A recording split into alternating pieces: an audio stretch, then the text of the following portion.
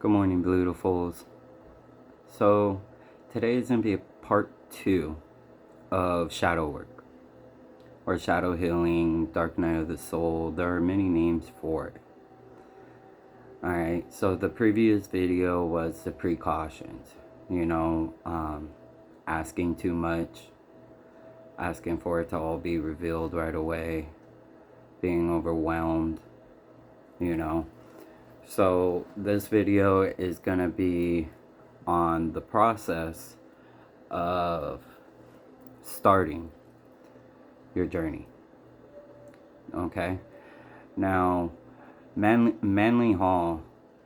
P. Hall, who is an occultist, mystic, and psychologist, he has a lot of degrees. This man was well versed in knowledge and wisdom. Okay? Especially when it came to ancient, Homeric, Egyptians, Greek, a lot of their philosophies he studied, So, with that being said, Manly P. Hall had said in quite a few of his lectures, when he was asked about shadow work, or the dark night of the soul, as some people may call it. And what Manly P. Hall said is that for the majority of the individuals that seek out betterment, self-development, and more, is usually trauma related. And if I remember correctly, I want to say he said about 97%.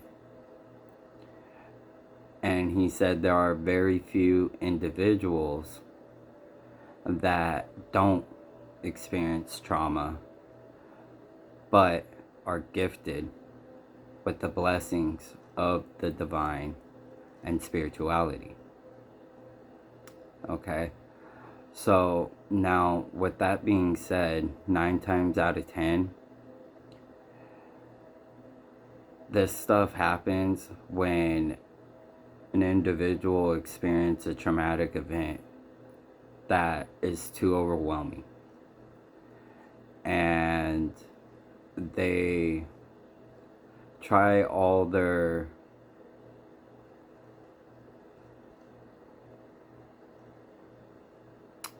all of their childhood resources to figure out themselves, to find themselves, to grow, to find answers.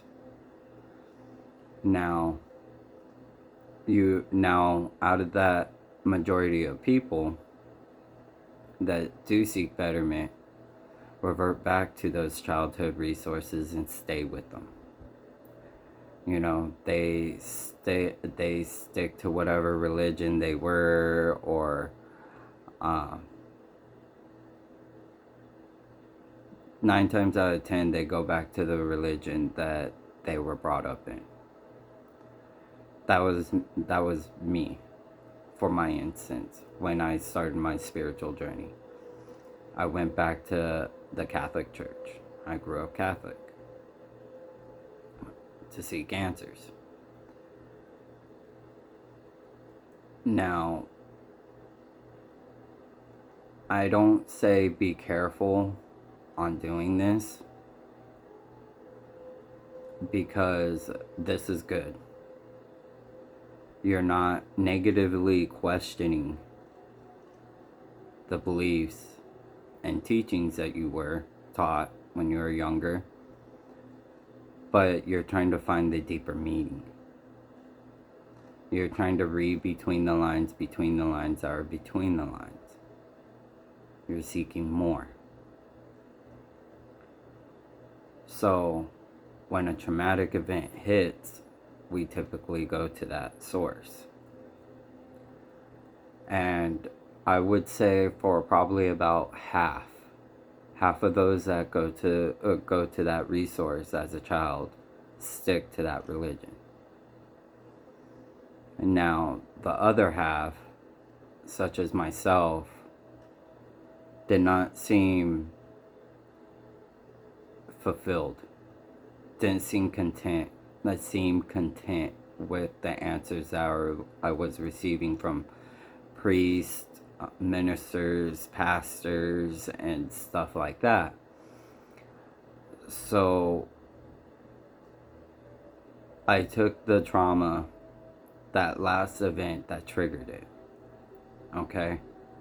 For me, it was my ex-wife taking my kids, my dogs, and leaving me.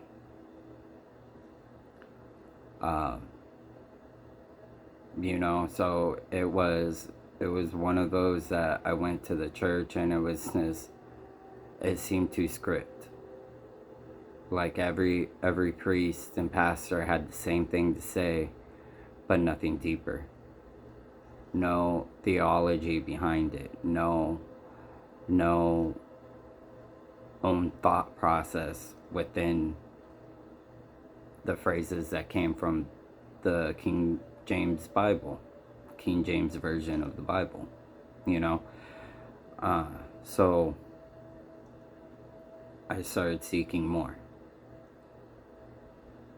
Now, what I didn't do was I didn't instantly start healing from that trauma. Okay? Because simply I didn't know how. I didn't know how to, I understood the idea, or the teachings, I should say, of letting go, attachment, but I never had the wisdom of it. Now, I would suggest that if you are on this journey, is to start with that last traumatic event, whatever it may be. It could be small, seriously, really, really small. It says, as if you got really, really mad that somebody cut you off and slammed on their brakes, right? That would probably piss off almost anybody, Start throwing cuss words, throwing up your hands, and, but why? Why get mad? When something triggers you, that is a hint that you have trauma you need to heal from. So let's go back to you getting cut off, right? You getting cut off, somebody slams on their brakes, pisses you off, right? In a way, rightfully so, But, there's a reason why it pissed you off. And it's a reason why it upset you. So what you're gonna do is sit with yourself, and for some people, they might do it for days and days and days on end, and they might be blessed to have that opportunity. But some of us may not, Some of us have bills, we have households, we have families. So let's start with like 5 minutes a day, and try to trace back where that anger came from. Okay, it made me angry. Well, why did it make you angry? Because someone pulled out in front of me and potentially could have hurt me. Okay, so you're afraid. You're afraid of getting hurt, or the possibility of getting hurt, which fear is covered by anger to protect us. Survival mode. Okay? And then trace that back. Why was I afraid?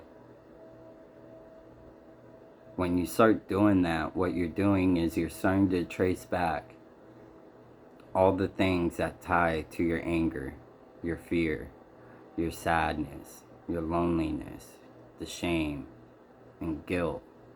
You know, you start, whenever you feel sad, why do you feel sad?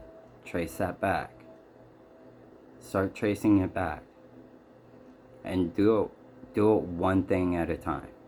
Okay? Don't bombard yourself. I did that mistake. Don't get me wrong. It was beautiful. But these last 2 years, a year and a half, 18 months have been really, really fucking rough. Okay? And I mean that emotionally and mentally. And my physical body took a toll. Because I quit doing self-care and self-love acts. You know? So, let's start off with tracing that one traumatic event that brought you to this video, so you can start your process on this beautiful journey. It's rough, but you know what? At every corner, there's love, there's happiness, joy, peace, inner peace. And you'll start noticing it and craving it, more of it, more of that inner peace. Okay? So let's start off with that, and then I'll continue with the part 3 when it's going to be diving deeper. This is surface level. This is just the crust of the earth, alright? So, have a blessed day. So mote it be.